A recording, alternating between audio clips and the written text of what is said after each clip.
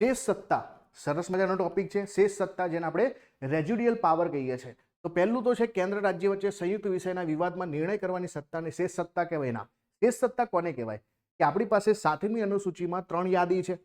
કેન્દ્ર યાદી છે, રાજ્ય યાદી છે, સહવર્તી યાદી છે.